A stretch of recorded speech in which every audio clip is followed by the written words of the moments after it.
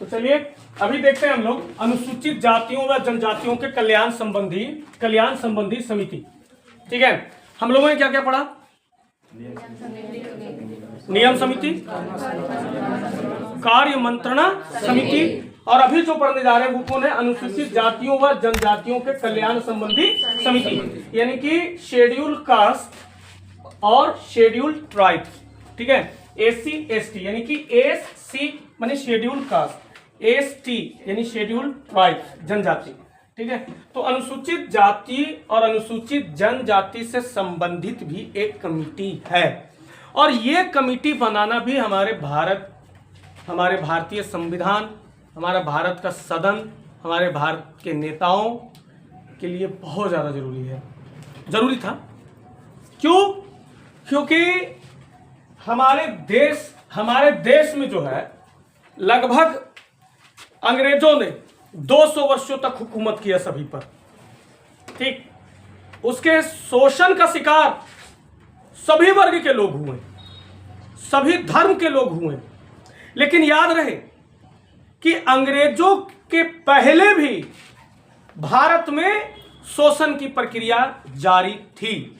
ऐसा नहीं कि अंग्रेजों के आने के बाद ही शोषण की प्रक्रिया की शुरुआत हुई। अरे अंग्रेजों ने तो कई ऐसे काम किए जो आज भारत के लिए बड़ी अच्छी चीज है। हमने तो संविधान भी बनाया वो अंग्रेजों के अधिनियमों से प्रभावित होकर या उसके कुछ अनुभवों से सीखकर हमने वहां से भी प्राप्त किया है। उसके वो सारे काम कर रहा था अंग्रेज अपना स्वार्थ पूर्ति करने के लिए, समझे ना। उसमें से कई चीज को उन लोगों ने सुधार करने का भी प्रयास किया। हमारे यहाँ जाति प्रथा या जो भी वैसा कुछ सिस्टम था, बलि प्रथा, बाल विवाह, ये सब अगर देखें आप, रेलवे योजना जो उन्होंने लागू किया, ये कुछ ऐसे भी चीज थे जो हमारे लिए वो बेनिफिट करके गए। वो हमारे लिए नहीं कर रहे थे, अपने लिए कर रहे थे, लेकिन बेनिफिट हम लोगों को भी मिल रहा है। तो अंग्रेजों के आने से पहले भी शोषण की प्रक्रिया थी, क्योंकि हम उस देश से हैं जहां पर जातीय व्यवस्था चरम पर रही है। जातीय व्यवस्था खास करके जात के आधार पर ये जो भेदभाव की व्यवस्था वो शुरू से रही।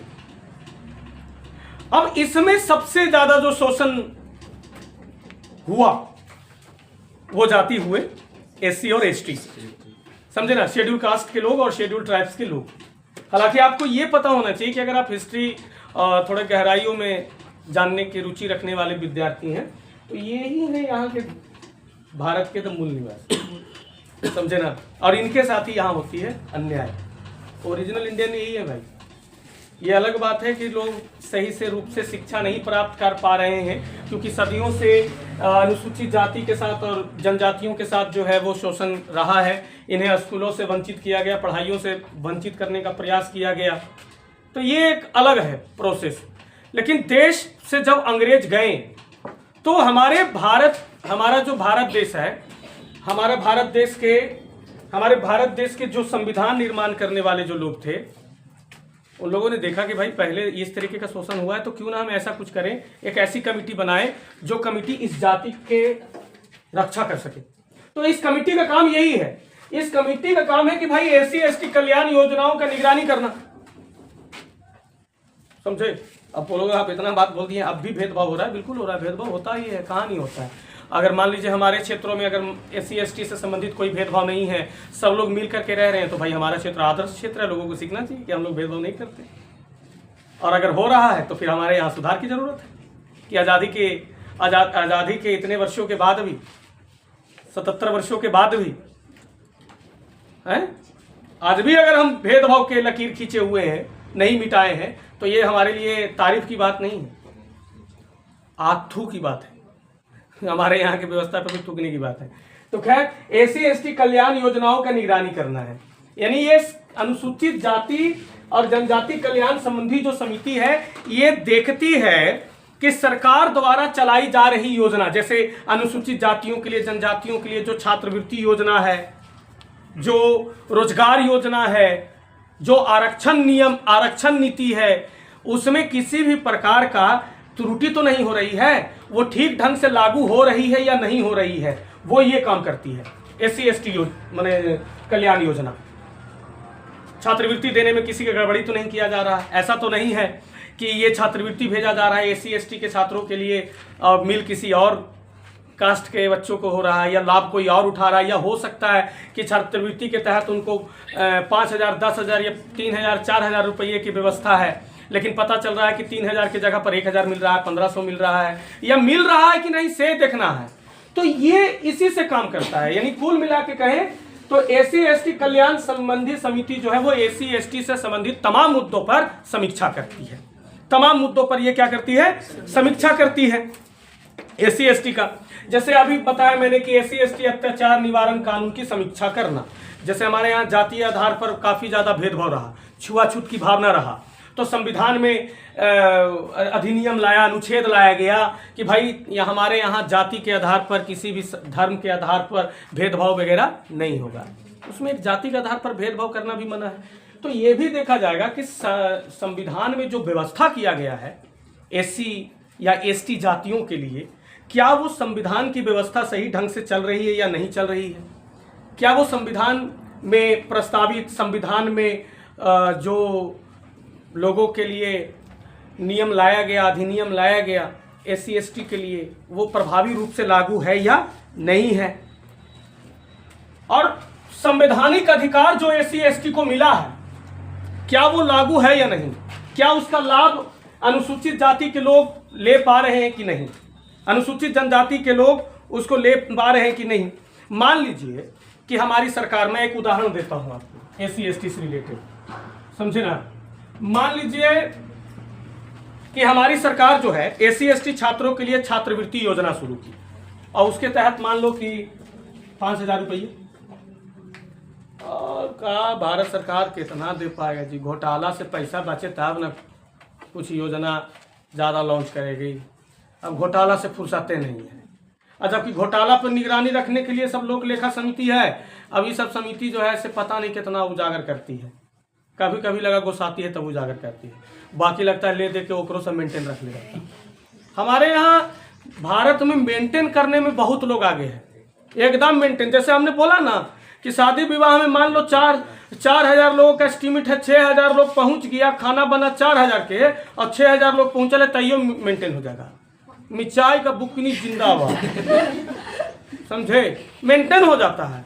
अब कहो सब्जी वो अलग बात है, लेकिन पूरी, तब पूरी हो गया कि एगो देगा, वो कहेगा भैया 3 गो ले, अरे एगो पहले खत्म कीजिए ना जी, फिर देंगे आपको।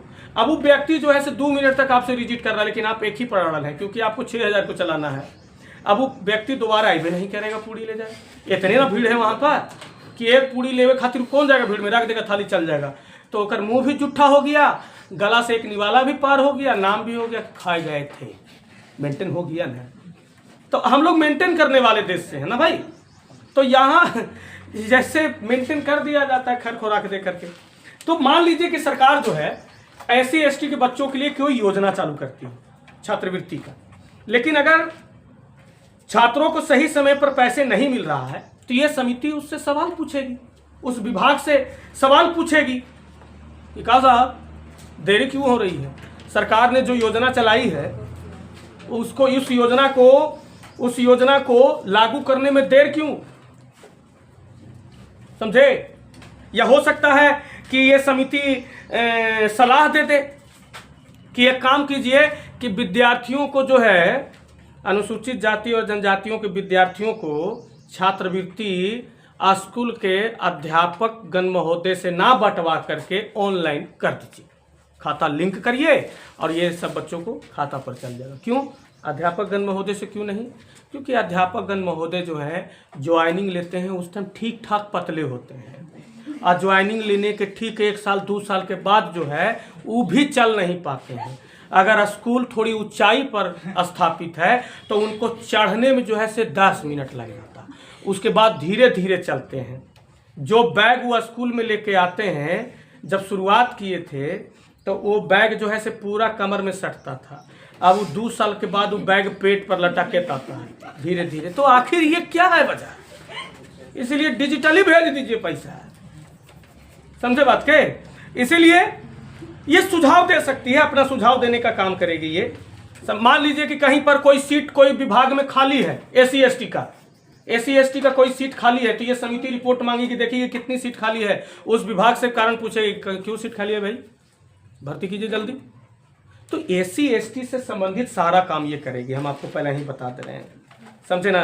यानी SC/ST की अधिकार, SC/ST के अधिकार और सरकार की वो योजना जो SC/ST के लिए है उस पर ये निगरानी करती है, इसका काम ही यही है, समझे ना बात के। तो ये है SC/ST से रिलेटेड, जिसमें लोकसभा के कुल सदस्य 20 और राज्यसभा के कुल सदस्य 10, ये दोनों सदन को मिला करके 30 सदस्यीय वाली टीम होती है। ये कुल सदस्य की संख्या इसमें कितनी? 30। लोकसभा से कितने? 20 और राज्यसभा से कितने? 10। कार्यकाल वही 1 वर्ष, समझे ना। अब काम वही SC/ST से रिलेटेड। किसी को कोई दिक्कत? एक बार बताइएगा आप लोग, नियम समिति में कितने सदस्य? लोकसभा में 15 और राज्यसभा में 16। अनुसूचित जातियों व जनजातियों के कल्याण संबंधी समिति में 30। जो आप लोग वीडियो देख रहे हैं आप लोग भी बोलिए महाराज। और प्राकलन समिति में कितना? लोकलेखा में कितना?